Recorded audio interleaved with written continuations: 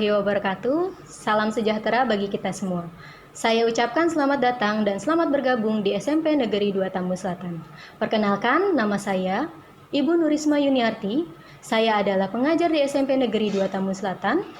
Pada kesempatan ini, saya akan menyampaikan materi MPLS mengenai cara belajar efektif. Untuk mempersingkat waktu, mari kita simak penjelasan berikut ini. Ada yang tahu apa itu cara belajar efektif? Jika belum tahu, mari simak penjelasan dari Ibu. Belajar yang efektif itu bukan hanya duduk dan mendengarkan guru di dalam kelas saja loh, melainkan belajar yang efektif adalah proses pembelajaran mengajar yang berhasil dan guna, dan proses pembelajaran itu mampu memberikan yang pertama, pemahaman. Yang kedua, kecerdasan. Yang ketiga, ketekunan. Yang keempat, kesempatan. Yang kelima, peningkatan kualitas perilaku yang jauh lebih baik. Dan tujuan utamanya adalah hasil pembelajaran dapat diterapkan dalam kehidupan sehari-hari sehingga hasil pembelajaran menghasilkan sumber daya yang unggul.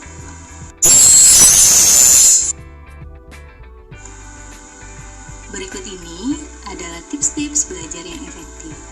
Yang pertama adalah belajar kelompok. Belajar kelompok dapat kalian lakukan di rumah hingga suasana belajar jauh lebih menyenangkan.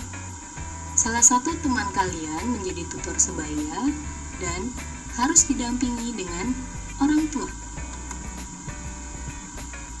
Yang kedua adalah rajin membuat catatan dan intisari pelajaran. Kalian dapat membuat catatan di kertas kecil sehingga dapat dibawa kemana saja dan kapan saja. Yang ketiga adalah membuat perencanaan yang baik. Dengan berencana, maka kalian dapat mengukur nilai yang akan kalian dapatkan.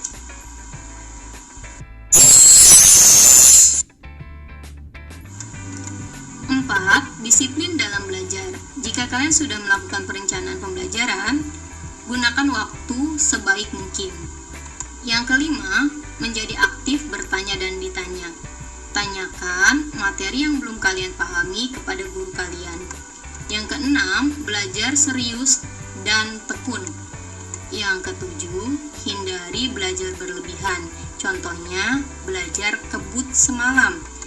Yang kedelapan, jujur dalam mengerjakan ulangan dan ujian, tidak boleh mencontek.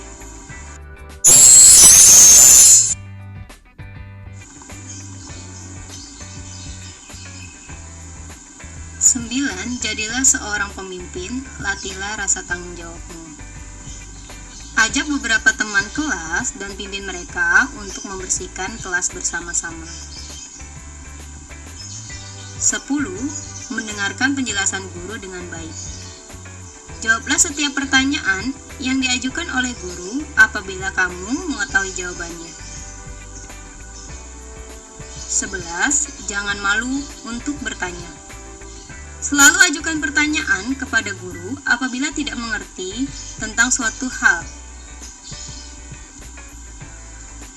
12. Kerjakan PR.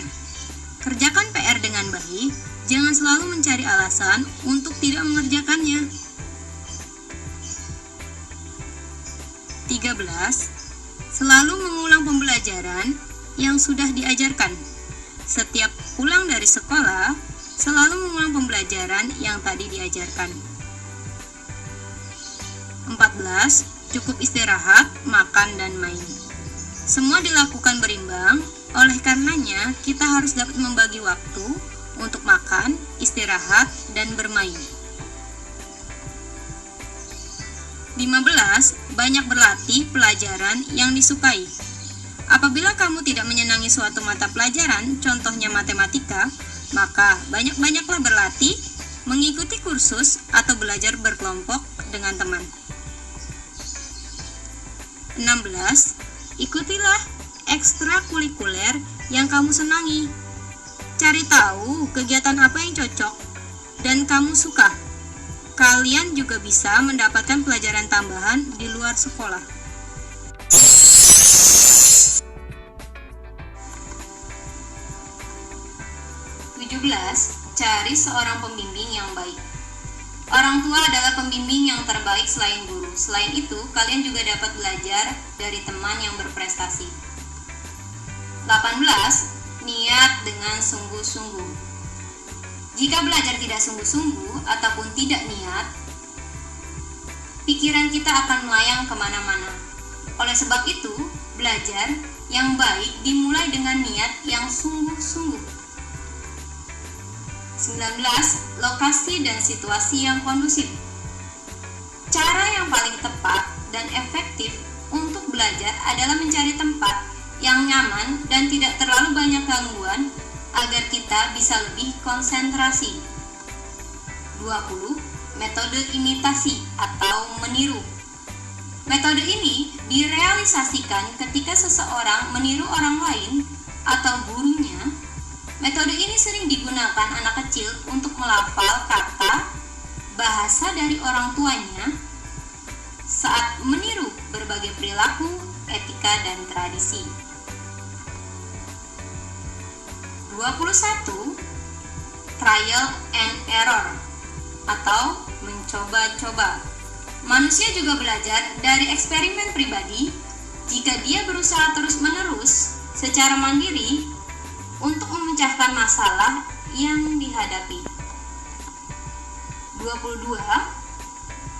Mulailah dari yang kecil.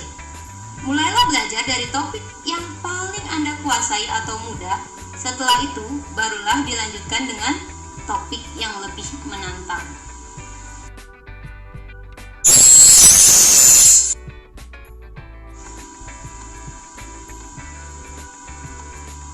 23. Sering-sering praktis atau latihan. Latihan dan latihan itulah kunci untuk mahir dalam suatu mata pelajaran. 24. Fokus.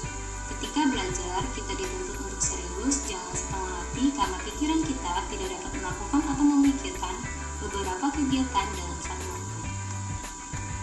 25. Mohon bimbingannya. Jangan lupa banyak-banyak berdoa karena selain dari nilai religinya, hal tersebut dapat membuat kita lebih fokus ketika belajar dan dapat membuat pikiran kita lebih tenang. Dan tips yang terakhir, ke-26, menggunakan media dan sumber-sumber belajar yang relevan. Cobalah untuk mencari-cari hal yang terkait kita pelajari dari berbagai sumber dan media yang sudah ada. Kita bisa mencarinya dengan menggunakan internet, koran, buku, majalah, dan lain. Demikian penjelasan dari saya, kurang lebihnya mohon maaf. Wabillahi taufiq wal hidayah. Wassalamualaikum warahmatullahi wabarakatuh.